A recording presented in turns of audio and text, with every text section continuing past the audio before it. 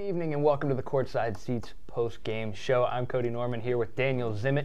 Make sure you follow along with us all season long on Twitter at Mason_Courtside and on Facebook at facebook.com/Courtside Seats. Make sure you tune in to next week's show, February 16th at 7 p.m. will be live homecoming game after homecoming game at the Mason Inn. And on March 8th, a special show, the CAA preview show at 8 p.m. at the Green Turtle. Today, the Patriots took another loss, another CAA loss, 79-72 to the Delaware Blue Hens, a first loss at home to Delaware since 2002. That's been 10 games. Yeah, Mason falls to 7-5 in the CAA, 14-10 overall. Delaware improves to 12-12 overall and 7-4 in the CAA. Another disappointing loss. Trying to go for our third three-game win streak of the season. We outscored Delaware from the floor 28. We had 28 field goals. They only had 24 field goals. But Delaware knocked down 25 of 30 free throws in this game, and we only knocked down 9 of 15. So you can see the differential in that. John Arledge, another great game out of him. 15 points, 11 rebounds in 27 minutes.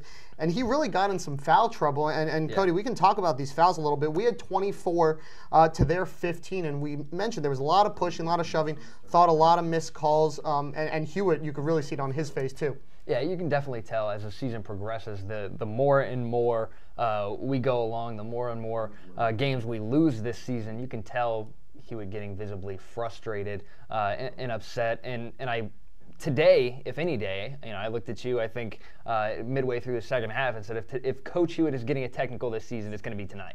Yeah, I agree with you. I mean, I've never seen him so fired up until tonight.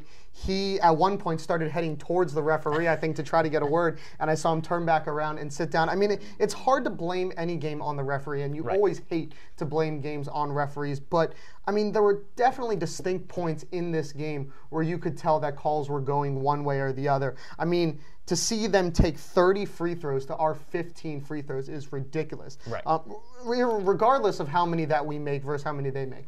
I mean, the fact that they got to the line so many times, and they said it a lot in the post-game press conference, is that we thought we did good down low. We'll talk about how we shut down their big man, Jamil Higgins, in a little bit. We thought we did good on stopping the guards as they came in, but where we failed is we let them get to the line too much. Right. I mean, the big issue I have with this, I mean, we can take off 3 fouls. I know you can argue, 6 free throws maybe in 3 fouls, but that's still 21 fouls to 15. That's still significantly more. 24 free throws to 15. Right. It's absurd, and I'm starting to think, we've gone all season long, and it's been, that's something that Coach Hewitt has addressed. We foul way too much. We're way too active with our hands. We don't slide our feet well enough, whatever the case is. But today, I didn't think we were. It's baffling to me that we play so well against Jamil Higgins. Jamil Higgins with 6 points, 6 rebounds, and we're the ones in foul trouble. I'm struggling to understand how that works, and it really is, it irks me as I sit back and watch these games, because officials really, I tweeted this during the game, officials, you don't have anybody to answer to. No.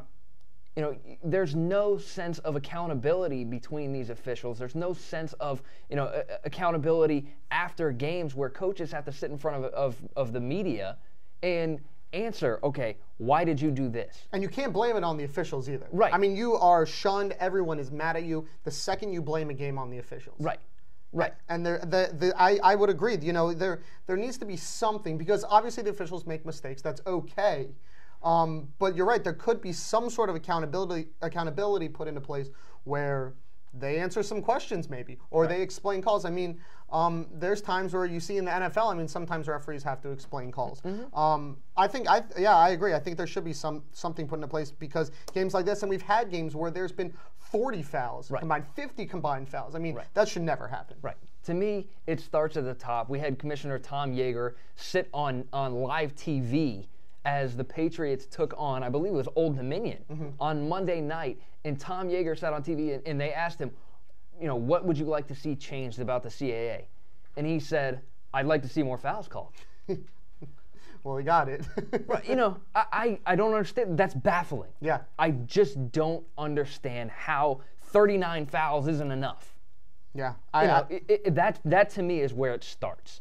Is right there with Commissioner Yeager and whoever is in charge of the officiating crew there. Because you look at the rest of the game and we played very well. I mean, that was again an incredible first half. I understand we were down going into the half, but we played a great first half.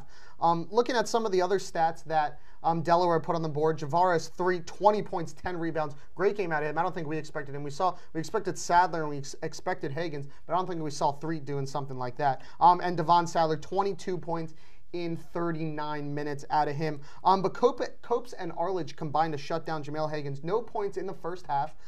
6 points, 6 rebounds in the entire game. And he played all but 1 minute, the same as Sadler. Great job out of them. We thought, especially with J2, Johnny Williams out for his 4th consecutive game with a concussion, that they were going to struggle with that a little bit, and they didn't. Right. If not for foul trouble from both John Arledge and Eric Copes, both of those guys were on the bench for stretches of the game. If not for that, I think we win this game just based on how well we played against Higgins, how well we played against, in the paint, period. Yeah. As you mentioned before, we outscored them from the field.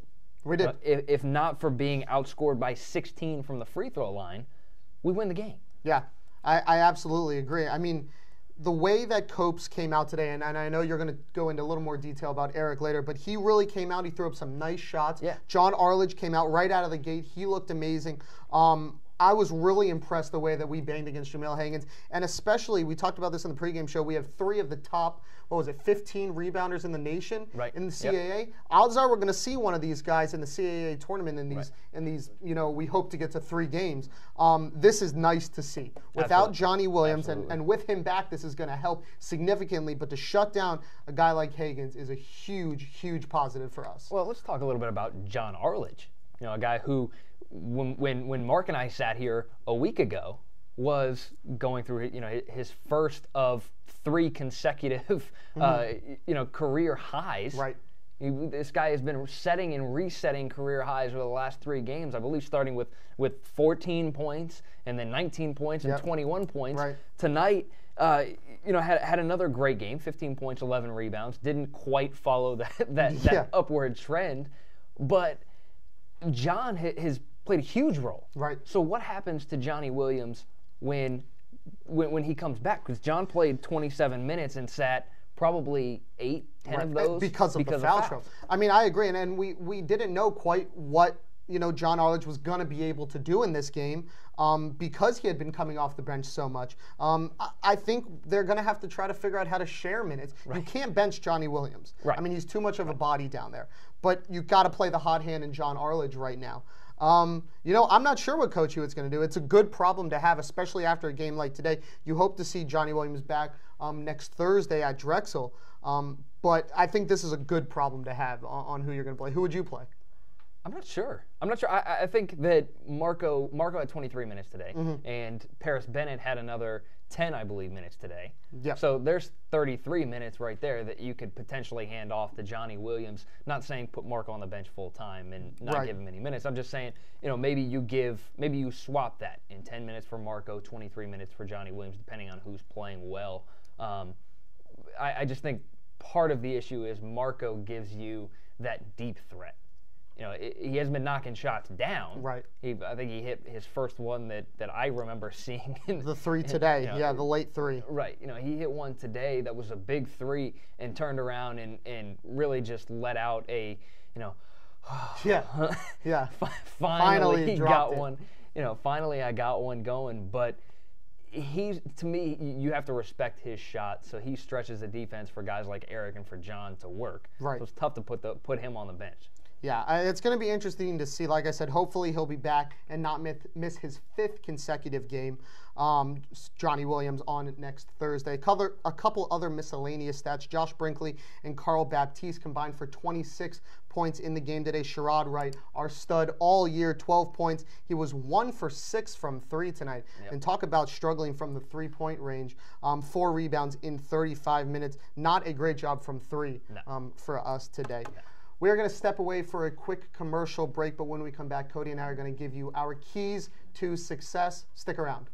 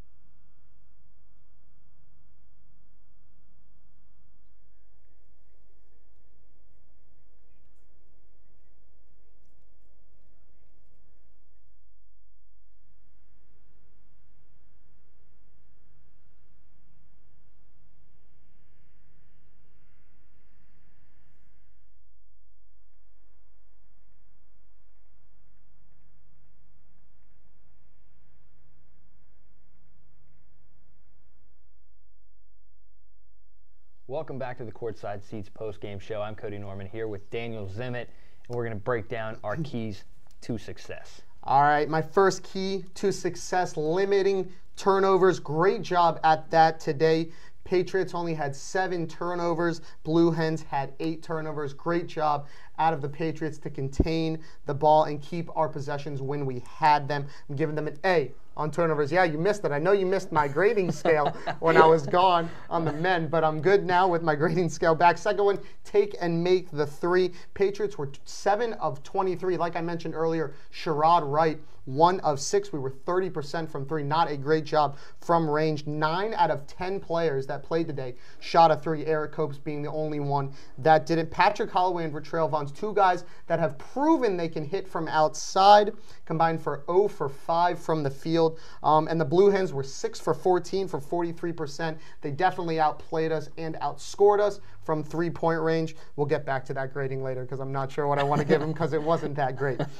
Win the rebound battle, the final one. Patriots 41 rebounds, 17 offensive boards. Great job banging, especially against a guy like Jamel Higgins. And we said it all show. We shut him down. Copes and Arledge combined for 22 rebounds. Blue Hens had 37 and only 8 offensive. So great job not letting them get second chance points. And like I said, Jamel Higgins only 6, and his average coming into this game was 10.6 rebounds per game. So great job out of the Patriots. Cody, how about your keys? Oh, I didn't give my grade. My overall grade, aside from the poor, 3-point shooting, great job on the boards, great job on the turnovers, I'm giving us a solid B. A solid B? Yeah, although we lost, the keys, we played well aside from the free throws. A solid B. You heard it here. B. Daniel Zimmett gives us a B for a 79-72 loss. My first key to success, spread the ball, spread the scoring. 15 assists on 28 field goals is what we chalked up tonight. Brian Allen, Corey Edwards leading the way with 10 assists between the 2 of them. We had 4 players with 10 or more points. Sherrod Wright, John Arledge, Eric Copes, and Brian Allen. The Blue Hens with 14 assists on 24 field goals, giving us a B+. All right, I'm writing it down. I'll keep track. Give me a B+. All right. Number 2, win the transition game. We are outscored 10-2 in transition. There's nothing more I can say there. Outscore. It was not a strong game in transition, despite, and I guess part of that has to do with, you mentioned the turnovers. Right. 15 turnovers combined. Yeah. That's something that we rarely see. A combination of 15 turnovers. We normally have 15 turnovers apiece. Right. Yeah. Is what we're looking at, especially between 2 teams that are very good defensively. That's a D. D. Okay. Get to the line and make the free throws. Attack the basket, get to the line. Patriots 9 for 15 from the free throw line, 25 for 30 from the Blue Hens. They doubled our appearances of the free throw line, more than doubled our production. 16 points, 16-point differential. I've said it all season long. We need to get to at least 22. And look where that number takes us. Yeah. You put us at 16 for 22 on the game, and that's a tie ball game. Exactly. I'm giving us an F. F. How about overall? And because this is called the keys to success, you're giving us an F, I'm sure. We're getting an F because we lost the ball game today. I'm going to go with, but the keys to my success, we did pretty well on. Although I guess I can see that the loss should be way, way more than just the keys to success. Well, that's okay. Hopefully. I'm giving us a B based on my 3. Hopefully the CAA takes into account your grading scale when they see these teams heading into the CAA tournament. We know I have a huge curve. You want me as a professor if I go into teaching because my curve is great. All right, we're going to step away now, but right now we're going to send it to some highlights made by our producer, Jake McLernan. Check these out.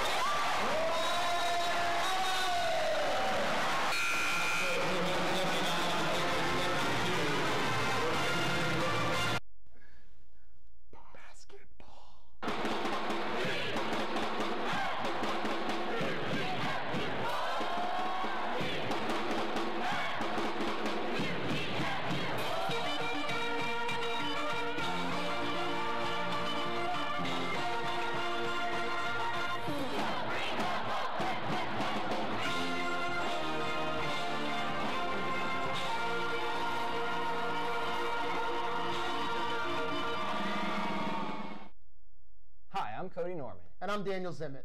Join us live after every men's basketball game this season for Courtside Seats Postgame. We'll be analyzing highlights, recapping games, and breaking down your Mason Patriots. Be sure to tune in at courtsideseats.onmason.com as well as channel 231 all across campus. We'll see you this season, and go Patriots.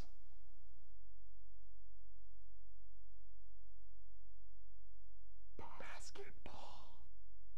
Welcome back to the Courtside Seats postgame show. I'm Daniel Zimmett, joined by Cody Norman. Make sure you follow us online all season at courtsideseats.onmason.com, on Twitter at @Mason_Courtside, and you can watch this show either on our website or on Mason Cable Network, channel 231. All right, Cody, now it's time for Green and Gold Stars of the Game. Not Onale again.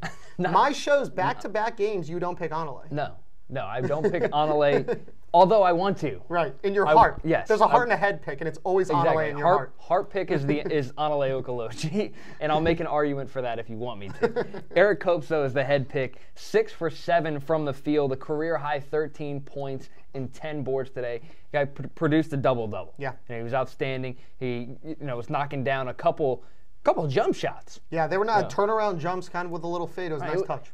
Eric Copes, my man, Eric Copes looked like Tim Duncan in the post today. You should tweet him that because that's a great comparison. He'll love that. Looking like Tim Duncan with the turnaround jump shot, baby hook in the paint, coming down with the boards. Did an outstanding job on Jamel Hagens. Outstanding. Yeah, absolutely. Great job out of Eric today. And let me tell you, he mentioned after the game today, they wear these bracelets that say "Believe." They have their poster. We've heard about it all season long. They have a poster in their locker room that says "Believe in each other." Eric says he won't stop believing in this team. Do you believe in this team? I do. Well, first of all, we have to. You almost got to believe in this team. You have to want them to win. I mean, that's how you keep yourself energized. That's how you keep yourself into the team all season. I mean, all your teams, you got to believe they can win. But I really think we got the keys. And the reason that Mason Nation hasn't given up on them yet is because everyone knows we have the keys. Right. There's one little tweak in every game today. Free throws, getting to the line. It might be taking too many jump shots, too many turnovers. I mean, it's one thing you pick out every game, and if you can tweak that little thing, we figured it out, and I'll say it now, or I said it then, I'll say it now, I'll keep saying it, 3 games. This is all practice for your 3 games. You got to win in the tournament. I absolutely believe in this team, and I think that Mason Nation would agree. Exactly, and our win differential, our scoring margin before this game, plus 2.8. Yeah. It shows you how close these games have been. Number in the one in the conference. CAA, too. Right. In that, yeah. No, these games in the conference have been extremely close. So like you mentioned, 3 games. Yeah. That's all that matters. Every game's going to be close. It's going to come down to the wire. Saturday, Sunday, Monday. That's what it comes down to. And I mean, 3 points. I mean, that's 2 trips to the line. Right. That's 1 3-pointer out of Patrick. I mean, or anyone for that matter. I mean, it's 3 points. That's accomplishable. We got this. My star of the game here, Brian Allen. Great job out of him. 5 of 10 from the field, 12 points, 8 assists. This ratio right here, 8 assists to 0 turnovers for Brian. He's the best in the CAA in that stat. Team high 35 minutes out of Brian as well. Great job out of him. He's coming to that starting role. You could say for Onale with Corey, Sherrod, and Brian all starting at the guard spot. It's almost like you got 2 guards. Especially now that Corey's figured out how to shoot better. That opens up the spot for Brian. We said it a lot at the beginning. We didn't think he was a pass-first guy. This shows you that he almost stepped up with a double-double today in points and assists. That 8-0 margin is incredible. Yeah, Brian Allen has played extremely well. Yeah. Since really maybe a demotion out of that point guard position, but then was promoted, back into the starting lineup at that 2 spot, right. And him and Corey have worked extremely well together. Yeah, I mean, Brian, maybe the demotion or being kicked out of the lineup kind of hit him in his head, and he figured out that he really needs to step it up and maybe not think shoot first. I mean, 5 of 10 from the field, 50% is great. We'll take 50% all day from the field. Right. But those 8 assists are incredible. Well, the 0 turnovers is the most incredible part. And believe it or not, the number 1 person in our conference in assist to turnover margin, Brian Allen. Brian Allen. I can't believe that stat. I mean, we would have never guessed that. Right. If you even said we have the #1 person on our team, we wouldn't have guessed it would be Brian Allen. Right. I'd say Corey right off the bat. Exactly. And turns out it's Brian. Well, that is all the time we have. Our next game, Thursday, February 14th at Drexel. That's Valentine's Day. Bring your date. Oh, it's at Drexel. Don't bring it. Watch it with your date. Watch it with your date. And surprisingly enough, that is the debut of Die Hard, which is exactly what the Patriots need to do. Live free, die hard as we go into the CAA tournament. Okay. I'm stretching it a little bit It's here. okay. It's okay. Next broadcast is Saturday, February 16th, as the Patriots take on Georgia State for homecoming at 7 p.m. We'll be live from the Mason Inn after the game the game's at 4 p.m. We'll be live around 7 p.m. So come check us out at the Mason Inn. And remember, come out March 8th at 8 p.m.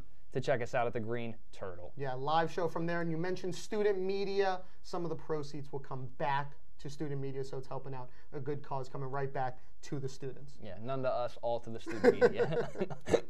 All right, that's our show for today. For Cody Norman, I'm Daniel Zimmett. We'll see you next time, Mason.